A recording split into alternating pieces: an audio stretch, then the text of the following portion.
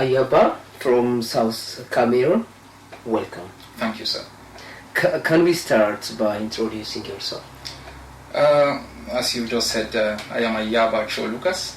Okay. I am from the southern Cameroons, Aka Ambazonia, and I'm a resident here in Norway. Yes. I am one of the leaders of the southern Cameroons people. Yeah. That's the people who are fighting for their independence from the Republic of Cameroon. Okay. Ayaba, you have a book called Not Guilty. Can you explain about it? The book Not Guilty was written when I was in Germany. Okay. Yeah, because I fled my country Mm-hmm. and I applied and got asylum in Germany. Okay. And I experienced what I call the European kindness Okay. in several German asylum camps. Mm-hmm. And the experience was extremely, very much inconsistent Okay. with what we know of Europeans as kind, generous. And I decided to write a book as a reflection of my experience and to give other Africans an opportunity to understand the circumstances under which asylum seekers live in a country like Germany. So I coined the title Not Guilty because there was a perception then, and I am sure it still exists, that we all Africans were guilty for some crimes that we don't really know. We were seen as economic applicants, we were seen as people carrying all negative baggages. And I did look at the history of European countries. I realized Germany invaded Poland, Germany invaded Russia, invaded France, France colonized Africa, Britain colonized Africa, and America bombed Japan. And I say, we Africans didn't kind of like invaded any country. And so we are not guilty of any crime that these people are like putting on us. The guilty party when it comes to interstate relationship are the Europeans. And we were escaping from our country because of the dictators that they have put in place, the finance, and they support in both military and political terms. So this book is an autobiography that reflects my own journey through the European torturous asylum process. And it is an experience that has shaped, me in a very positive and a strong way. And you were treated in the asylum mutak as if you were guilty. I was guilty with respect to the German laws, with respect to the attitude of those who enforce the laws. Yeah. We were treated almost like captured people. Okay. Because I remember I lived in a room of 20 square meters. We were 7 in 20 square meters. Okay. And I also know that to own a German Shepherd dog, you need to have 12 square meters to keep that dog in. And the asylum seeker has by right, by law, 3 square meters. So we were treated almost like captured people without any rights, without any due consideration to our dignity. Yeah. And to be treated that way by people who colonized your country, treated us in our own country, exploited us, was quite appalling. And that's why you chose the title of your book to be I'm Not Guilty. I chose the title Not Guilty. And curiously, when I submitted the book for consideration to several German publishing houses, they were not willing to publish it. And they said it was too harsh and it's going to take me to court. And I ended up publishing the book in the United States. So you feel that you are almost in prison? Not almost. I was in prison for 3 years. I was in in the asylum. Yes, the asylum camp was very dehumanizing. Okay, so it's almost a prison. It's almost a prison. And secondly, there was a law that did not allow asylum applicants to travel from one city to the other without valid permission from the police. Almost like the apartheid system that existed in South Africa. Okay. And so the German asylum law was quite harsh and quite inhuman. Thank you very much. So the content of your book is about being guilty without paying any crime. Any crime. And it's also about my journey. And how I escaped from my country, and how I arrived Germany. And it also looked into the European political system, its cruelty, its some of the policies that I find quite appalling in the 21st century. Do you think that many African people has read it and learned how to? No. You know, when you publish a book, it's quite difficult to separate the book. Yeah. It's I call it kind of a localized book. Yeah, a couple of Africans have read the book. I traveled in Germany and did a couple of book readings. My former university also decided to put the book in their library. And I think, a sizable number of persons have read the book. And for those who read the book, I think they are quite inspired by it. Is it in English? It's in English, that's right. Yeah, very good. It's interesting. And you have also experienced torture. How was it? You can't really describe it. You can only feel it. And sometimes the greatest torture I experienced was psychological. Okay. Yes, especially when you live underground. When I lived underground in my country, that was more difficult than physical pain. You know, because when you are wanted by the security agents and you live from one place to the other, it has a lot of psychological impact on your physical being and your moral ability to be able to think in a reasonable manner. So my life has been a life of torture.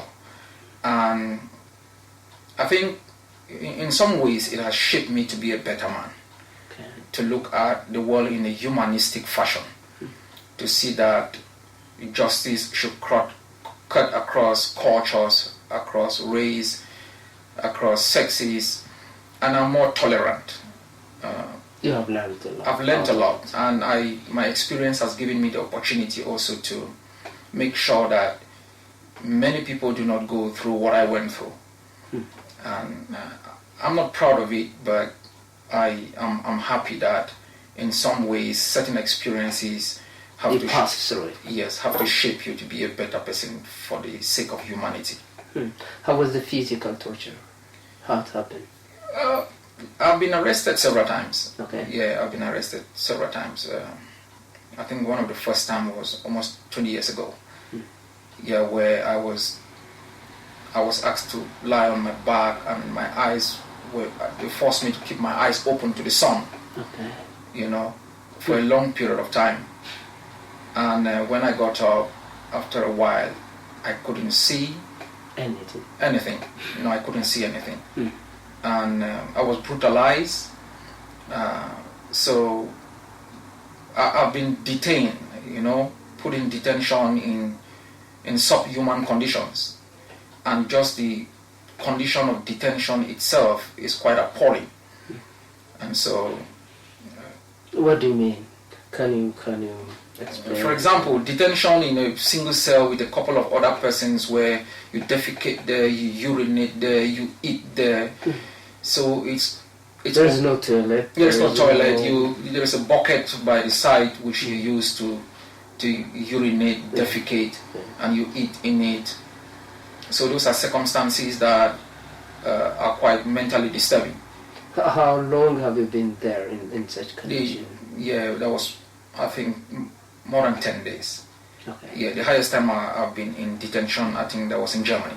Okay. I think 30 days. Okay. Yeah. Very good.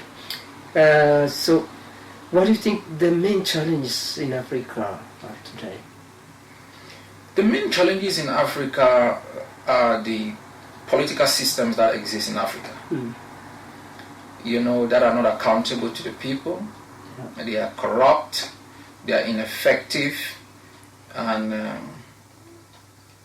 that's the main challenge we face in Africa today.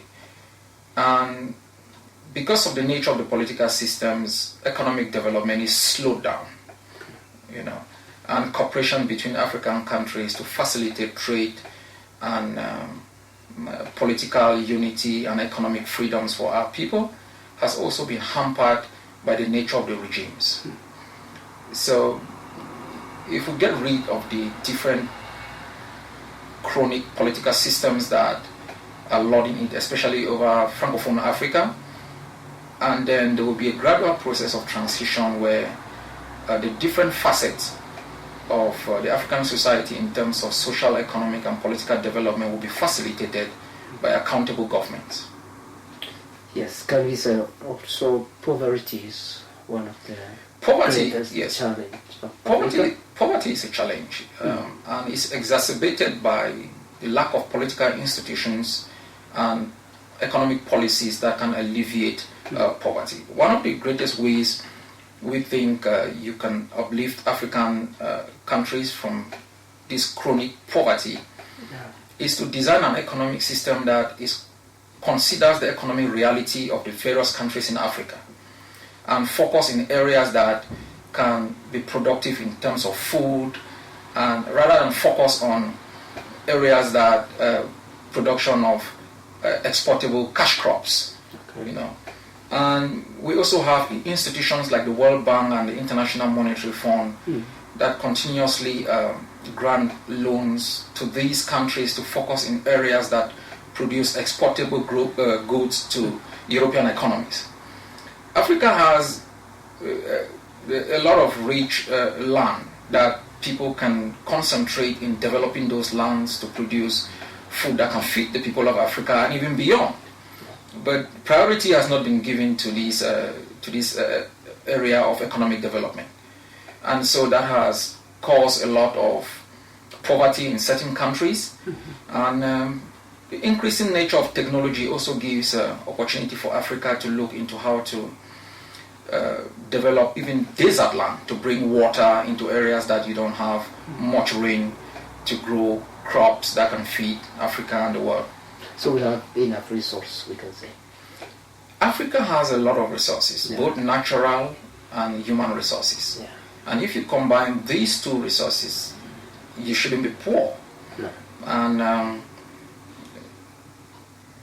you see, the natural resources is the resilience of the people, the intellectual ability of the people to be able to survive different forms of hegemony, you know, without any state support, you know. And if people can go through these different forms of hegemony and still survive, it's something that you can exploit for their own benefit in the long term. We also have natural resources that, if they are properly managed, are going to make our economies quite competitive and quite enrich the capacity of our people to compete in the international global economy.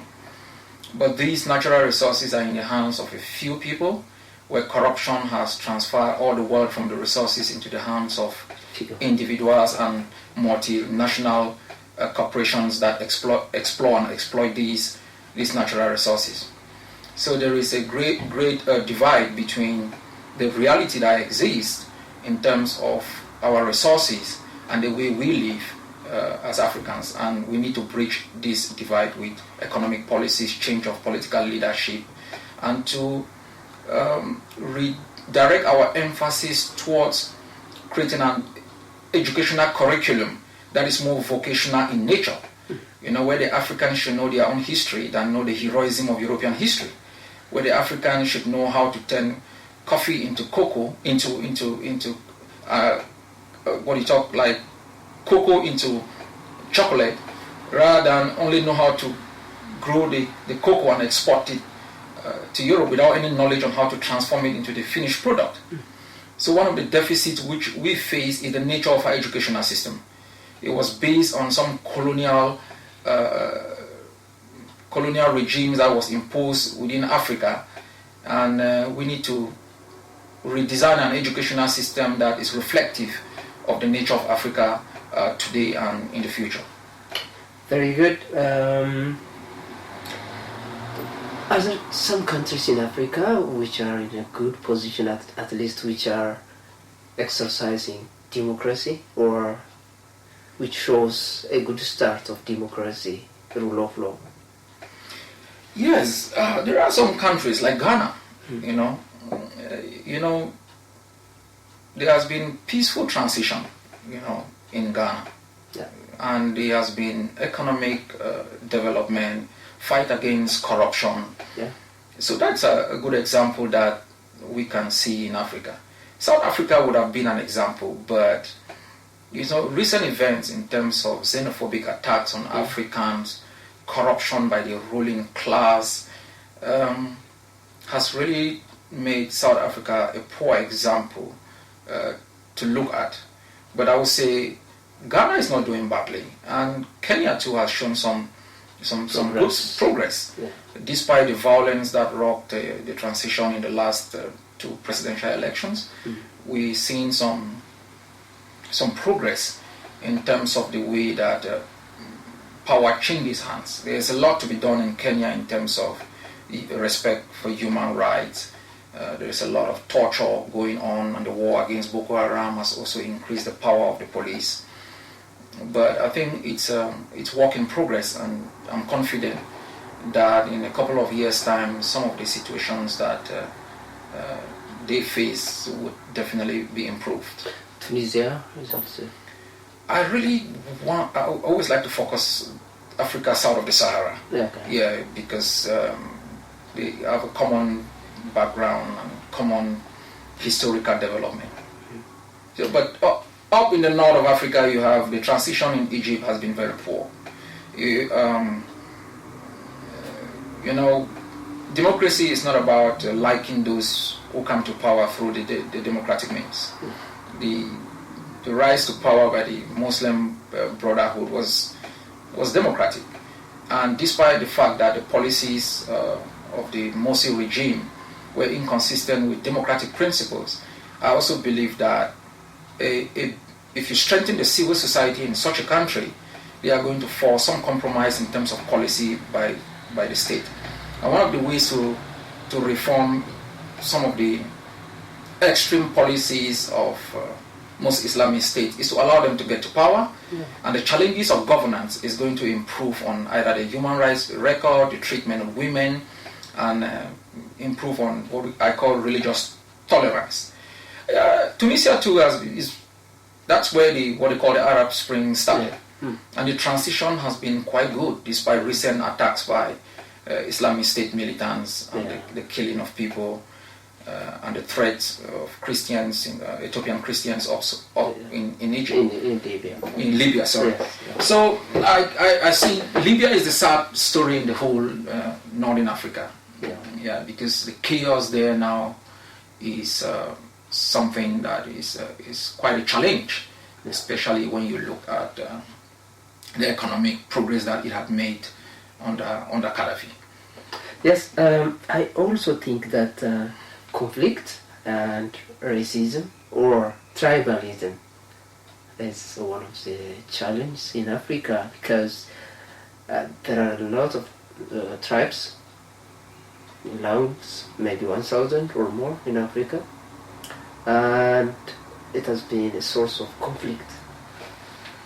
I feel that there is more racism in Africa, in Ethiopia, than in Norway. I feel free in Norway than I'm in Ethiopia. What do you think? Let me address the issue of tribes. To have many tribes is not a problem by itself. Yeah. It becomes problematic when political leaders instrumentalize those tribes for political purposes. Okay. And that is what we experience today in Africa, the instrumentalization of tribes for political gains. And so I also live in the southern Cameroon. There are a lot of tribes. Okay. And you have conflicts between those tribes, but most of those conflicts have been fueled by the occupying regime, the regime of Cameroon, where they have created tensions between different tribes to achieve their political goal of dividing us as a means of sustaining the occupation. On the issue of racism, I'm not quite sure you got it right. I think you feel free in Norway. You are not free in Norway. Relatively, I feel free. You feel free. I was working in an area in Ethiopia, for example, where my mother tongue is not the main language there. or you know what I mean? I understand you. Mm. The problem is not about racism. The problem is the instrumentalization of difference or ethnicity by the political powers that be in a country to maintain power. Yeah. In most countries in Africa, where you find chronic conflict, those conflicts have been fueled when leaders have instrumentalized one tribe as a means of gaining power or maintaining power. That's true. And I think in Ethiopia you would agree that if you were in power, if your tribe was in power, you wouldn't really feel that sense of difference. And once the power that be gains its political base from a particular tribe, it tends to protect that tribe. And there must be tension between the tribe that is disenfranchised and the tribe that benefits from political power. Racism is a chronic issue in Europe as well as in Norway. We are all living witnesses of the gentleman called Breivik, who went out and shot down more than 70 persons because of his belief that these people were tolerant to the differences that exist today in Norway. And we also know through statistics that the number of asylum seekers that are granted refugee status in Norway is quite low. So the reality that we face in Norway is different from the reality that is preached about Norway. And of course I agree with you. We have a sense of freedom, that because the process of if today you are racially attacked in Norway, there is a mechanism through which you can seek redress. Unlike if you are attacked in your own country. That is one of the advantages. There is no system. There is no system. Complain. Yes, that's the advantage we have living in Europe. When I was detained in Germany, I took Germany right up to the European Court of Human Rights. You know, so in my own country that is occupied, I wouldn't have had that opportunity. So of course there is a difference. But I think I wouldn't say that Norway in terms of racism is better than Ethiopia. No. Are you sure? I am certain. Okay, but there is more hate, there is more conflict, there is... Look, South Sudan, for example. It's complex. South Sudan. It is a very small country, a new country, and they're fighting each other. Let's look across the board. Look at the conflict the war in Rwanda. The genocide in Rwanda. You know, from the surface, people see it as the Hutus killing the Tutsis. If you go deep into it, you will realize how, from the Belgians to the French, how they instrumentalized difference that later on resulted in a conflict which they supported, sponsored, and are today still keeping some of the genocidaires that engage in mass killing. That's France.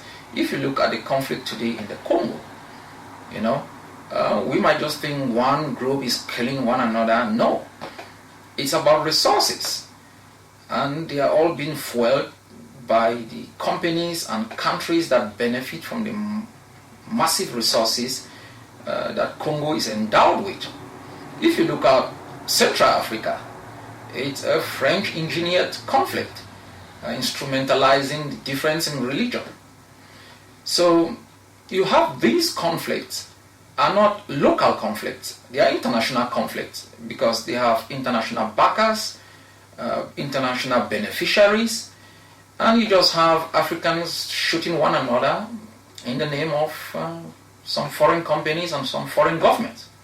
I agree with you. Africa is rife in conflict, and we have some responsibility as Africans to take about this conflict.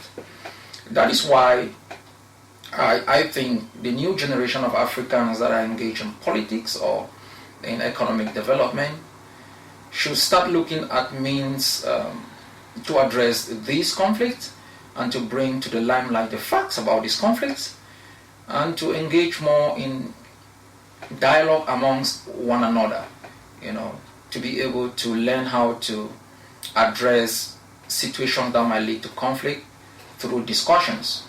But there are times when you can't discuss with somebody whose only weapon of discussion is the gun. That's the case with the occupation of my country. That for almost 50 years we've tried to approach the government of Cameroon for dialogue on how to resolve the conflict between Southern Cameroons and Cameroon. But all of our approaches have been dismissed. Our people have been arrested and tortured, some killed. And in this situation, there is a likelihood that our people are going to resort to some form of violence to be able not only to defend themselves but to achieve their political goal of independence. So it's a very complex scenario which needs proper analysis and more education, more exposure, and through these processes we will be able sometime along the line to transform this conflict, accommodate them, and probably resolve them. That's very good analysis, and I totally agree that the cause for the hate, for the conflict, are those beneficiaries, politicians or investors, or they're beneficiaries who are the cause for the conflict. But as Africans, the people, why we just accept what they say for their benefit? Why don't we reject their case and live peacefully and talk each other? What do you think? Oh yes, Africans have always been rejecting it. Let's take Ivory Coast for example. Yeah. You look at the resistance that the people of Ivory Coast put against the French-backed President Ouattara. Yeah. They put a lot of resistance. And what happened? Overwhelming force by France and the United Nations was able to defeat the Laurent Gbagbo camp and impose a puppet to lord over Ivorians. Africans have been fighting against these external forces, but they are powerful forces. And they are ready to go right to the point of genocide as they did in Rwanda to achieve their aim. Once the French realized that they could not sustain Habyarimana in power and that the Tutsis were going to overrun the country, they created a camp where they protected the genocidaires, financed them, trained them, and kept a blind eye as they went around killing one another. So these are things that Africans need to know. We are one of the peoples in the world. You are from Ethiopia. We just talked before this interview how the Ethiopians resisted Italy. Yeah. And you know the penalty that Ethiopia paid in terms of carpet bombing by Mussolini of Ethiopia. We also know that after power was transferred to most African countries, there were African leaders who resisted the influence of European countries in Africa. They were killed. Thomas Sankara was killed. Patrice Lumumba was killed. So many African nationalists have died because they stood to defend the interests of Africa against Western encroachment. It comes up to today. So it is a very complex situation. And now the Africans have resort now to empowering themselves economically. They are not more really focused again on political changes or changes in the political institutions. Africans now are empowering themselves economically, making those political powers irrelevant. So along the line, there would be some form of economic unity that is going to make those puppet regimes irrelevant. The age of technology, the social media has given Africans an opportunity to communicate, even under regimes that deny them the freedom of speech. They are able to interact with distant persons who have resources and opportunity to support uprisings against despotic regimes. So Africans on their own have shown a lot of courage under difficult circumstances to be able to resist regimes that have been imposed to dominate them. Very good. What can Africans do together?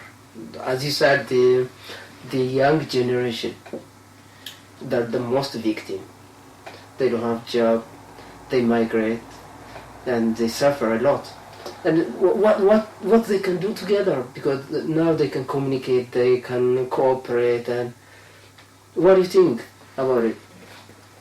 You see, one of the biggest problems Africa has faced has been that Africa has been more focused on political unity. Yeah. How do we unite Africa politically? And it was a philosophy that tried to bring Africans together for defensive purposes, because Africans believe that if we came together and unite, we would be able to forestall European encroachment in our socio-economic and political life. And that philosophy has been sustained for very long, and it has not worked.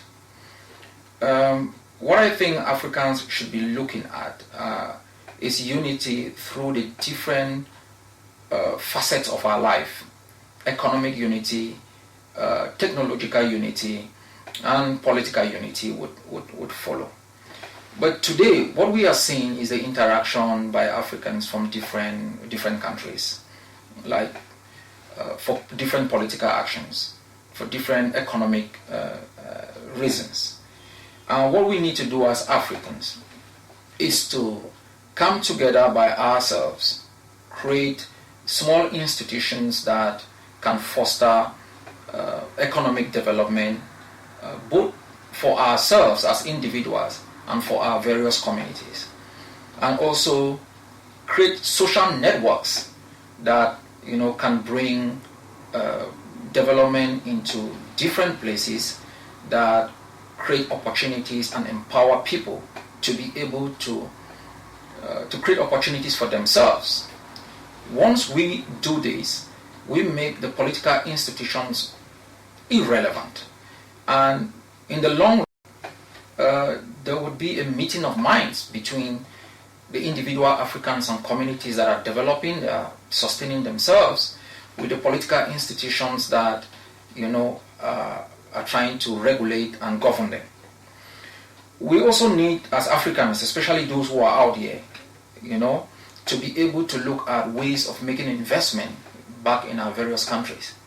I understand the regulations and laws are quite difficult, but we must try to foster unity on the economic side as to have a positive impact on the lives of our people, back in Africa.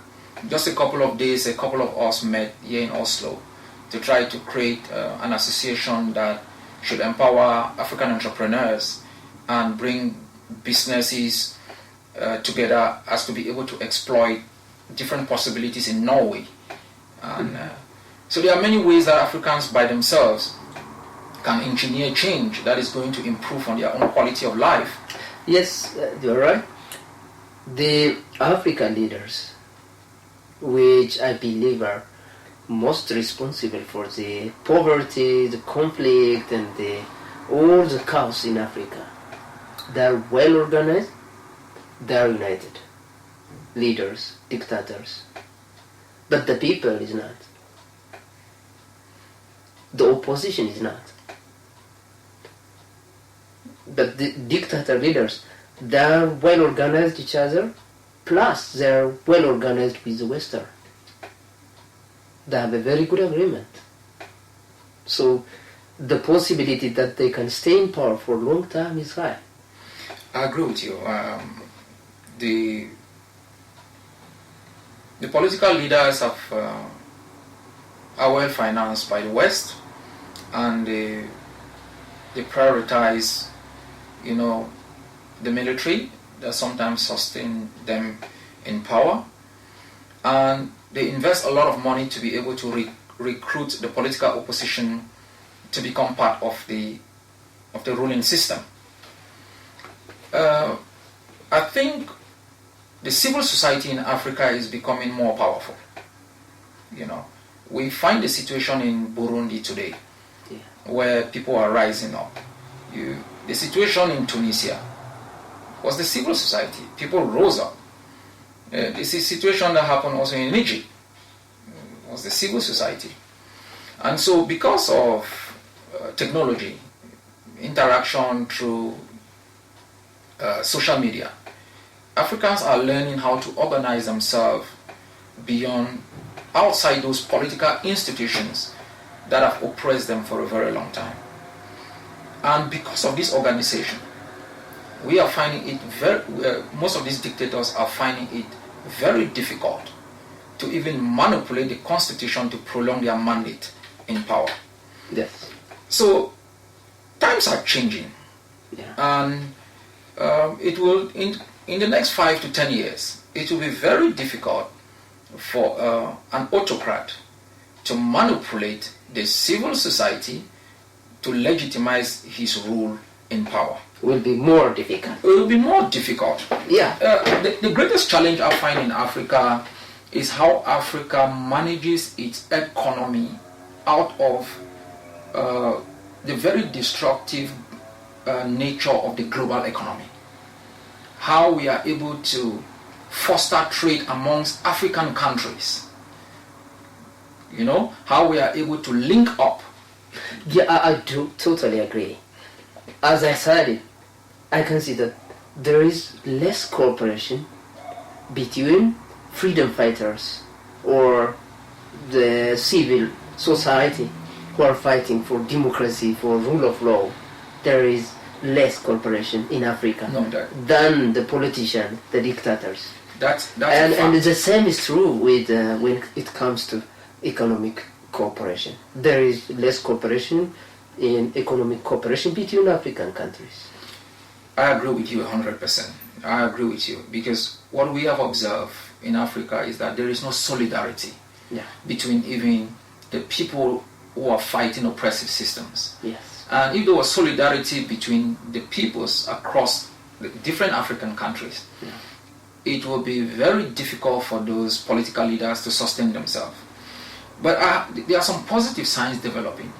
The demonstration that was organized here in Oslo. So we'll come to the diaspora. I am just talking the Africans in Africa. We'll talk about the African diaspora. Okay. Very good. So before we come to the diaspora, we can also say, I want you to say something about the competition between the Western and China in Africa. How do you see it? How do you see it? You know, I've observed that competition. It is ruthless. It's a competition between the bad and the ugly. Yeah. But sometimes competition is good because it leads to perfection between the competitors, and it gives us as Africans choice. None of the system is really good for Africa. Both China and the Western. None is good for Africa. Okay. What is good for Africa is Africa. Because the European system of economic liberalization has totally failed Africa. It's indebted Africa, it has created conflict, and it has created a very sustained corrupt system that has pushed Africa back 100 years. And the alternative that China is bringing in is the same system that says it's going to engage in economic cooperation without considering human rights issues, social issues, or ecological issues. And it's not good for Africa in the long run. And so if China can still do investment without any consideration of how those investments affect the environment, and whether there is some corporate social responsibility in its relationship with the people, and where it brings most of its workers from China rather than employing Africans to be able to acquire the skills to sustain those investments, it's not good for Africa. But on the other hand, a competition is always good for development. It gives Africans the opportunity to make a choice. It gives Africans the opportunity, especially from the civil society, to force changes in policies in the Yeah, that's right. But the opportunities for politicians, for those dictators, they're choosing between China and the Western. They're playing a game. I agree with you. That's why I say the two systems are not good for Africa. But if you want to do some comparative analysis in terms of the internal dynamics of the system, you would definitely conclude that competition is always good. It's healthy. On the overall, I would not want any system to deal with a sitting autocratic system, because even if the system that deals with that autocracy was perfect, it is fueling a regime that is not accountable to the people, and it's not governing based on the consent of the people. But I think Africa needs to develop political institutions, economic institutions of its own, as to foster trade and development within the continent.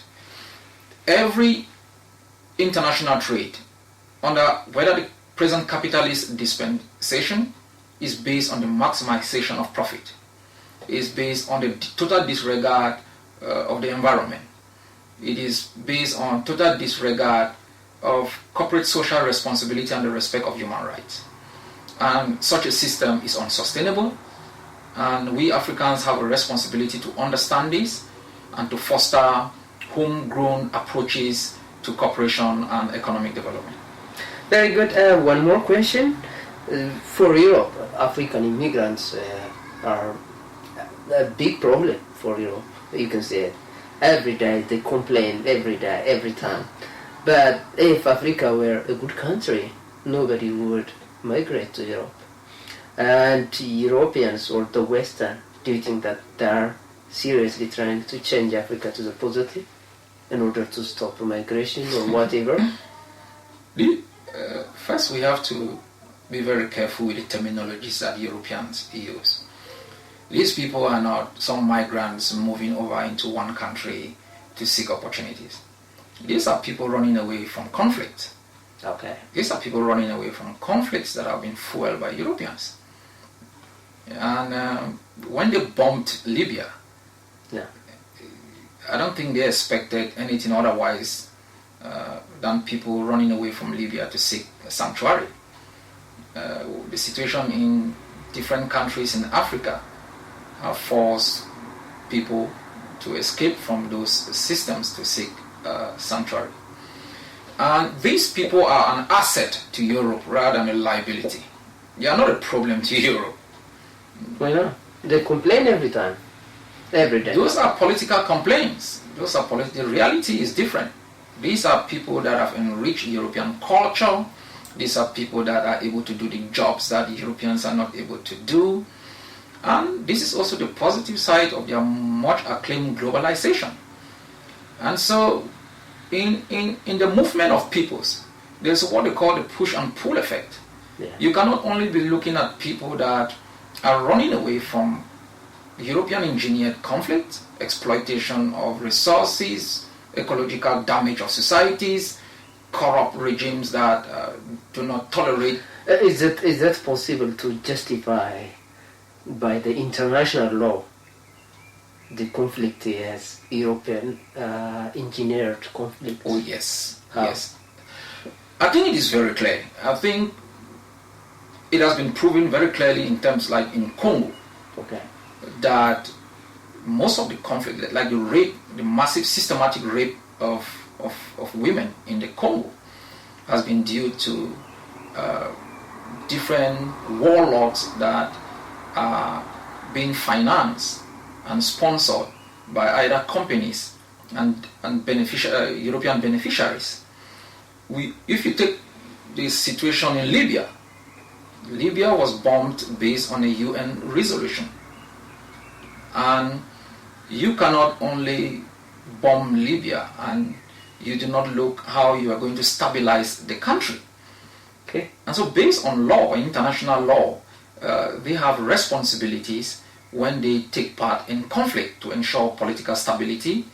And otherwise they are going to also have responsibility under the Geneva Convention on the Right of Refugees to allow these people to seek and to receive political protection from persecution. So Africans have a right to escape those conflict zones and have a right to seek and to receive asylum from European countries. So it is quite appalling to hear the arsonist, complain of fire burning a house when he is the one who has set the fire in the house. And when the people escape from the house to seek sanctuary and they are complaining, it is a disgrace. And Europe should be ashamed of itself for all the harm and exploitation it has brought to bear on African countries to sit today in the 21st century, refuse reparation to help this country on the part of economic development, continue to support the dictators that cause the chaos and corruption, and still refuse to grant the people escaping from this system political asylum. It is a disgrace, and they have a responsibility to bear. Is there an organization who can just quote the international law and question those who have engineered the conflict? No. The way the international system is organized, it's organized to favor white people and Europeans. From the United Nations to the International Monetary Fund to the WTO, they organize these institutions and we are recruited to be part of it. Okay. If you even see the way the International Criminal Court is organized, no European war criminal has been held accountable. None of the people who are engaged in fueling of conflict out of Europe and in Africa have been held accountable. No European has been charged for the systematic rape in the Congo. So they control the political institutions, the economic institutions, and the arm of justice. So the only way for African is for the civil society to strive to strengthen their capacity, kick out the dictators, engineer cooperation between African states, and to be able to build African institutions that are going to be reflective of the reality of Africa, of our own culture, our own history, and our own system of justice. Can African civil society organize and influence the international law or the UN, or just to apply the law? Look, lawyers. We have a lawyer from the Southern Cameroons, Barrister Charles Tako. He works at the International Criminal Court. Okay.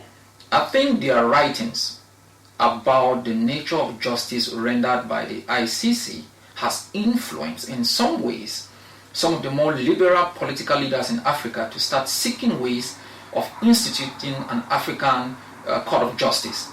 Now the question is, can such a court bring African dictators to account? This is where the problem is. Because sometimes it's not only about creating political institutions, it's whether these political institutions can be able to function. And from what we have learned so far with the conflict in Ivory Coast, even the fight against the Boko Haram, African political institutions have been very useless. But I think African intellectuals, activists, are bringing to the limelight some of the problems that the international system must work, isn't it? I didn't understand you. The international system must work, must function fairly for both Africa and... No, if it functions fairly, it's going to crumble. It cannot function fairly. If you change the nature of the United Nations, the international system is going to crumble. If you change the nature of the WTO, because those institutions are created to sustain and to legitimize and legalize domination and exploitation. That is the main purpose of the IMF, the World Bank. It was not created to administer economic policies in terms of fairness and justice. They were created specifically, because in the past when Adolf Hitler and Napoleon just invaded countries, you had to answer a moral question. You also had to answer a legal question. When it became increasingly difficult for the Western powers to just roll armies across borders, they created political and legal institutions to give them some accent of legality and legitimacy to be able to enter this country. That's how they invaded Libya. You just go to the United Nations, you get a resolution. That's how they invaded Iraq. And so these institutions, if they function in a way that is accountable, that reflects the United Nations Charter on the juridical equality of states, they will cease to exist. So there is a need for Africa to organize itself and become a force at the international level to be reckoned with. Other than this, it's going to play by the rules of the imperial states, and it's going to remain exploited and dominated in all facets of social, economic, and political lives. So, at this time, at the existing situation, the international law or the human rights law is not helping Africa that much. No. Do you agree? The human rights law or the international humanitarian law does not help Africa. It doesn't even help anybody in the world, because we know in conflict situation, international humanitarian law is flouted. Whether in Syria, whether it was in Iraq, whether it was in Afghanistan, whether it's in the Congo, in Rwanda. In terms of human rights law, I have my very close friend who was tortured for 7 years in prison, and I brought the case to the Human Rights Committee, that it is the administering body of the International Covenant of Civil and Political Rights. And it's since 2008 that he won the case against Cameroon. But the United Nations has been unable to force Cameroon to reach a state of effective remedy in terms of compensation and redress of the situation. So in terms of human rights law, the human rights of Africans is violated in the seas, on European soil. Africans are, I'm talking about high-profile Africans are being racially attacked on football pitches. African asylum seekers are locked up in inhuman and degrading conditions. Some are killed in Germany during deportation. They are racially attacked across Europe. Those that engage in peaceful demonstrations like in Burundi are gunned down. Those that engage in political activism like in the southern Cameroons are kidnapped and detained and killed. So international humanitarian law and international human rights law has not helped Africans, because the systems put in place are not accountable to Africans. They are sustained by the West, and they need a total overhauling. Thank you very much, Ayaba. We'll come back after the break. Thank you very much. Africa, yeah. Oh, Africa, yeah, mama. Africa, I